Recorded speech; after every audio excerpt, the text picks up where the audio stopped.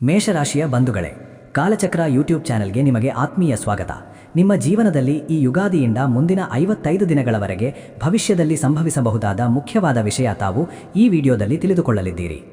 ಆದರೆ ಮೇಷರಾಶಿಯವರಿಗೆ ಕಳೆದ 1 ವರ್ಷದ ಅವಧಿಯು ಗ್ರಹಗತಿಗಳ ಏರುಪೇರಿನಿಂದಾಗಿ ಸಾಕಷ್ಟು ಸವಾಲುಗಳಿಂದ ಕೂಡಿತ್ತು. ವಿಶೇಷವಾಗಿ ರಾಹು ಹಾಗೂ ಕೇತುಗಳ ಸಂಚಾರವು ನಿಮ್ಮ ಜೀವನದಲ್ಲಿ ಮಾನಸಿಕ ಅಶಾಂತಿ ಹಾಗೂ ಅನಗತ್ಯ ಗೊಂದಲಗಳನ್ನು ಸೃಷ್ಟಿಸಿತ್ತು. 11ನೇ ಮನೆಯಲ್ಲಿ ಶನಿದೇವನ ಉಪಸ್ಥಿತಿಯು ಲಾಭದ ಹರಿವನ್ನು ತಂದಿದ್ದರೂ ಸಹ ವ್ಯಯಸ್ಥಾನದ ಪ್ರಭಾವದಿಂದಾಗಿ ಬಂದ ಹಣವು ಕೈಯಲ್ಲಿ ಉಳಿಯದೆ ಅನಗತ್ಯ ಖರ್ಚು ವೆಚ್ಚಗಳು ನಿಮ್ಮನ್ನು ಕಾಡಿದ್ದವು. ಕುಟುಂಬದ ಸದಸ್ಯರೊಂದಿಗೆ ಸಣ್ಣಪುಟ್ಟ ವಿಷಯಗಳಿಗೂ ಭಿನ್ನಾಭಿಪ್ರಾಯಗಳು ಉಂಟಾಗಿ ಮನೆಯಲ್ಲಿ ನೆಮ್ಮದಿಯ ಕೊರತೆ ಕಂಡುಬಂದಿತ್ತು. ಉದ್ಯೋಗ ಕ್ಷೇತ್ರದಲ್ಲಿ ನಿಮ್ಮ ಶ್ರಮಕ್ಕೆ ತಕ್ಕ ಪ್ರತಿಫಲ ದೊರೆಯದೆ ಶತ್ರುಗಳ ಕಾಟ ಹಾಗೂ ಮೇಲಧಿಕಾರಿಗಳ ಒತ್ತಡದಿಂದಾಗಿ ನೀವು ಮಾನಸಿಕವಾಗಿ ಜರ್ಜರಿತರಾಗಿದ್ದೀರಿ. ಆರೋಗ್ಯದ ದೃಷ್ಟಿಯಿಂದಲೂ ಸಹ ರಕ್ತದೊತ್ತಡ ಅಥವಾ ಉಷ್ಣ ಸಂಬಂಧಿ ತೊಂದರೆಗಳು ಪದೇ ಪದೇ ಕಾಣಿಸಿಕೊಂಡು ನಿಮ್ಮನ್ನು ಕಂಗೆಡಿಸಿದ್ದವು. ಅಂದುಕೊಂಡ ಕೆಲಸಗಳು ಕೊನೆಯ ಕ್ಷಣದಲ್ಲಿ ಕೈತಪ್ಪಿ ಹೋಗುವುದು ಹಾಗೂ ಆಪ್ತರಿಂದಲೇ ವಂಚನೆಗೆ ಒಳಗಾಗುವಂತಹ ಪರಿಸ್ಥಿತಿಗಳನ್ನು ನೀವು ಕಳೆದ 1 ವರ್ಷದಲ್ಲಿ ಎದುರಿಸಿದ್ದೀರಿ. ಮೇಷರಾಶಿಯವರಿಗೆ ಪ್ರಸ್ತುತ ಕಾಲಘಟ್ಟದಲ್ಲಿ ಗ್ರಹಗತಿಗಳ ಸಂಚಾರವು 14 ಏಪ್ರಿಲ್ 2026ರವರೆಗೆ ಸೂರ್ಯದೇವನ ಅಶುಭ ಸ್ಥಾನದ ಪ್ರಭಾವದಿಂದಾಗಿ ಕೆಲವು ಕಠಿಣ ಸವಾಲುಗಳನ್ನು ತಂದೊಡ್ಡುತ್ತಿದೆ. ವಿಶೇಷವಾಗಿ ನಿಮ್ಮ ರಾಶಿಯಾಧಿಪತಿಯಾದ ಮಂಗಳನ ಸಂಚಾರವು ವ್ಯಯಸ್ಥಾನದಲ್ಲಿರುವುದರಿಂದ ಅನಗತ್ಯವಾದ ಖರ್ಚುಗಳು ಹಾಗೂ ಆರ್ಥಿಕ ಮುಗ್ಗಟ್ಟು ನಿಮ್ಮನ್ನು ಸದ್ಯಕ್ಕೆ ಹೆಚ್ಚು ಕಾಡುತ್ತಿದೆ. ಶಾಸ್ತ್ರದ ಪ್ರಕಾರ ಶನಿದೇವನು 12ನೇ ಮನೆಯಲ್ಲಿ ಸಂಚರಿಸುತ್ತಿರುವುದರಿಂದ 7ನೇ ಶನಿಯ ಆರಂಭಿಕ ಹಂತದ ಪ್ರಭಾವವು ಸದ್ಯದ ನಿಮ್ಮ ಮಾನಸಿಕ ಅಶಾಂತಿಗೆ ಕಾರಣವಾಗಿದೆ. ಇದರಿಂದಾಗಿ ನೀವು ಮಾಡುವ ಪ್ರತಿಯೊಂದು ಕೆಲಸದಲ್ಲೂ ವಿಳಂಬ ನೀತಿ, ಅಡೆತಡೆಗಳು ಎದುರಾಗುತ್ತಿವೆ. ಉದ್ಯೋಗ ಕ್ಷೇತ್ರದಲ್ಲಿ ಸದ್ಯಕ್ಕೆ ಸಹೋದ್ಯೋಗಿಗಳ ಸಂಚು ಹಾಗೂ ಮೇಲಧಿಕಾರಿಗಳ ಅಸಮಾಧಾನದಿಂದಾಗಿ ನಿಮ್ಮ ಸ್ಥಾನಮಾನಕ್ಕೆ ಧಕ್ಕೆ ಬರುವಂತಹ ಸವಾಲುಗಳನ್ನು ನೀವು ಎದುರಿಸುತ್ತಿದ್ದೀರಿ. ಆರೋಗ್ಯದ ವಿಷಯದಲ್ಲಿ ಸದ್ಯಕ್ಕೆ ನಿದ್ರಾಹೀನತೆ, ಕಣ್ಣಿನ ದೋಷ ಅಥವಾ ಶರೀರದ ಕೆಳಭಾಗದ ನೋವುಗಳು ನಿಮ್ಮನ್ನು ಪದೇ ಪದೇ ಬಾಧಿಸುತ್ತಿವೆ.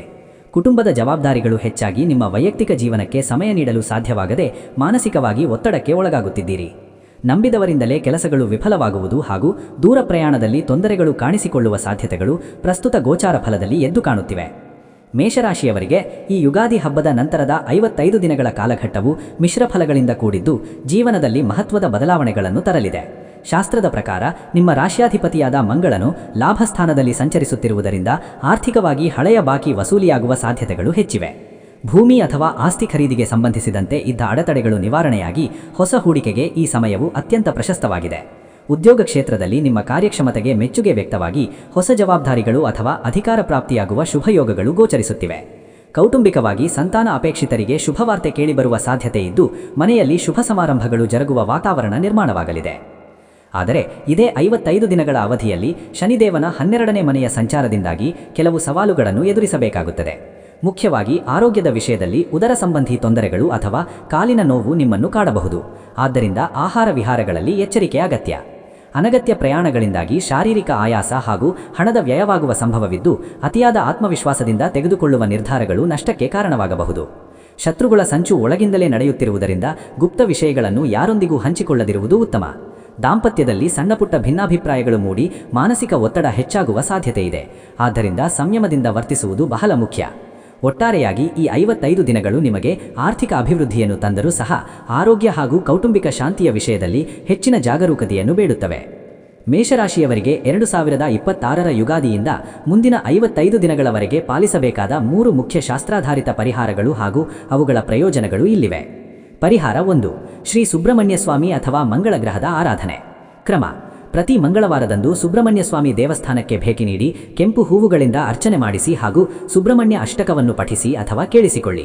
ಪ್ರಯೋಜನ: ಇದರಿಂದ ನಿಮ್ಮ ರಾಶ್ಯಾಧಿಪತಿಯಾದ ಮಂಗಳನ ಅನುಗ್ರಹ ಲಭಿಸಿ ರಕ್ತ ಸಂಬಂಧಿ ದೋಷಗಳು ನಿವಾರಣೆಯಾಗಿ ಸ್ಥಿರಾಸ್ತಿ ಅಥವಾ ಭೂಮಿಗೆ ಸಂಬಂಧಿಸಿದ ವ್ಯವಹಾರಗಳಲ್ಲಿ ಎದುರಾಗುತ್ತಿದ್ದ ಕಾನೂನು ಅಡೆತಡೆಗಳು ದೂರವಾಗಿ ವಿಜಯ ಲಭಿಸುತ್ತದೆ.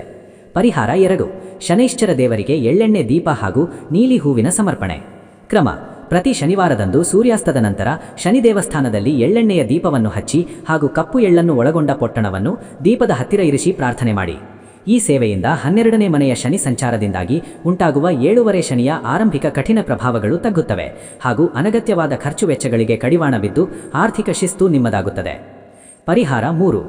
ಹನುಮಂತನಿಗೆ ಸಿಂಧೂರ ಅರ್ಚನೆ ಹಾಗೂ ವಳಿಹಾರ ಸಮರ್ಪಣೆ. ಕ್ರಮ: ಶನಿವಾರ ಅಥವಾ ಮಂಗಳವಾರದಂದು ಹನುಮಂತನ ದೇವಸ್ಥಾನಕ್ಕೆ ಭೇಟಿ ನೀಡಿ ಸಿಂಧೂರ ಅರ್ಚನೆ ಮಾಡಿಸಿ ಹಾಗೂ ದಾರಿದ್ರ್ಯ ದೋಷ ನಿವಾರಣೆಗಾಗಿ ಕೈಲಾದ ಮಟ್ಟಿಗೆ ವಡೆಹಾರದ ಸೇವೆ ಸಲ್ಲಿಸಿ. ಈ ಶಕ್ತಿಯುತ ಪರಿಹಾರದಿಂದ ನಿಮ್ಮ ಮಾನಸಿಕ ಭಯ ಹಾಗೂ ಆತಂಕಗಳು ದೂರವಾಗುತ್ತವೆ ಹಾಗೂ ಮುಂದಿನ 55 ದಿನಗಳಲ್ಲಿ ಎದುರಾಗಬಹುದಾದ ಶತ್ರುಗಳ ಸಂಚು ಹಾಗೂ ಆರೋಗ್ಯದ ಏರುಪೇರುಗಳಿಂದ ನಿಮಗೆ ರಕ್ಷಣೆ ದೊರೆಯುತ್ತದೆ. ನಮ್ಮ ಈ ವಿಡಿಯೋದ ಬಗ್ಗೆ ನಿಮ್ಮ ಅಭಿಪ್ರಾಯಗಳನ್ನು ಕಮೆಂಟ್ ಮೂಲಕ ತಿಳಿಸಿ ಹಾಗೂ ನಮ್ಮ ಚಾನೆಲ್ ವೀಕ್ಷಿಸಿದ್ದಕ್ಕಾಗಿ ನಿಮಗೆ ಧನ್ಯವಾದಗಳು. ನಮ್ಮ ಚಾನೆಲ್ ಸಬ್ಸ್ಕ್ರೈಬ್ ಮಾಡಿಕೊಳ್ಳಿ. ಜ್ಯೋತಿಷ್ಯಕ್ಕೆ ಸಂಬಂಧಿಸಿದ ಅನೇಕ ಮಾಹಿತಿಗಳು ನಮ್ಮ ಚಾನೆಲ್ನಲ್ಲಿ ತಾವು ವೀಕ್ಷಿಸಬಹುದು. ಧನ್ಯವಾದಗಳು. ನಿಮ್ಮ ಜಾತಕ ಗೊತ್ತಿಲ್ಲದೆ ಜೀವನದ ಚಿಂತೆ ಮಾಡ್ತಾ ಇದ್ದೀರಾ? ಅನೇಕ ಜ್ಯೋತಿಷರಲ್ಲಿ ಕೇಳಿ ಹಣ ನೆಮ್ಮದಿ ಕಳೆದುಕೊಂಡಿದ್ದೀರಾ? ಚಿಂತೆ ಬಿಡಿ, ನಿಮ್ಮ ಮುಂದಿನ ಜೀವನದ ಬಗ್ಗೆ ನೀವೇ ತಿಳಿದುಕೊಳ್ಳುವ ಸುವರ್ಣಾವಕಾಶ. ಕೇವಲ 499 ರೂಪಾಯಿಗೆ ನಿಮ್ಮ ಸಂಪೂರ್ಣ ಜನ್ಮ ಜಾತಕ ನಿಮ್ಮ ಕೈಯಲ್ಲಿ. ಈ ಜಾತಕದಲ್ಲಿ ನಿಮ್ಮ ವಿದ್ಯಾಭ್ಯಾಸದ ಬಗ್ಗೆ, ಉದ್ಯೋಗ, ಮದುವೆ, ಹಣಕಾಸಿನ ಸಮಸ್ಯೆಗಳ ಬಗ್ಗೆ, ಆಸ್ತಿ ವಿಚಾರಗಳ ಬಗ್ಗೆ, ಆರೋಗ್ಯ ಸಮಸ್ಯೆಗಳ ಬಗ್ಗೆ, ದಾಂಪತ್ಯ ಕಲಹಗಳ ಬಗ್ಗೆ, ನಿಮಗಿರುವ ತೊಂದರೆಗಳೇನು, ಅದಕ್ಕೆ ಪರಿಹಾರಗಳೇನು, ಜಾತಕದಲ್ಲಿ ಯಾವ ಯಾವ ಯೋಗಗಳಿದೆ, ನಿಮಗಿರುವ ದೋಷಗಳಿಗೆ ಪರಿಹಾರಗಳೇನು ಎನ್ನುವಂತಹ ಸಮಗ್ರ ಮಾಹಿತಿ ಈ ನಿಮ್ಮ ಜನ್ಮ ಜಾತಕದಲ್ಲಿರುತ್ತದೆ. ಈ ಜಾತಕ ನಿಮಗೆ ಅರ್ಥವಾಗುವಂತಹ ರೀತಿಯಲ್ಲಿ ನಿಮ್ಮದೇ ಭಾಷೆಯಲ್ಲಿ ಪಡೆಯಬಹುದು. ಈ ಜಾತಕ 80 ರಿಂದ 90 ಪುಟಗಳು ಹೊಂದಿರುತ್ತವೆ. ಕೇವಲ 15 ನಿಮಿಷಗಳಲ್ಲಿ ನಿಮ್ಮ ವಾಟ್ಸ್ಆಪ್ ಸಂಖ್ಯೆಗೆ PDF ಫೈಲ್ನ ಮೂಲಕ ಕಳುಹಿಸಲಾಗುತ್ತದೆ. ಈಗಲೇ ನಿಮ್ಮ ಜನ್ಮ ಜಾತಕವನ್ನ ಪಡೆಯಲು ಹಾಗೂ ಗುರುಜಿಯವರ ಸಲಹೆಗಳನ್ನ ಪಡೆಯಲು ನಮ್ಮ ವಾಟ್ಸ್ಆಪ್ ಸಂಖ್ಯೆಗೆ ಜಾತಕ ಎಂದು ಮೆಸೇಜ್ ಮಾಡಿ ನಿಮ್ಮ ಭವಿಷ್ಯದ ಕನ್ನಡಿಯನ್ನ ಪಡೆದುಕೊಳ್ಳಿ. ಕೇವಲ 499 ರೂಪಾಯಿಗೆ ನಿಮ್ಮ ಸಂಪೂರ್ಣ ಜನ್ಮ ಜಾತಕ ನಿಮ್ಮ ಕೈಯಲ್ಲಿ.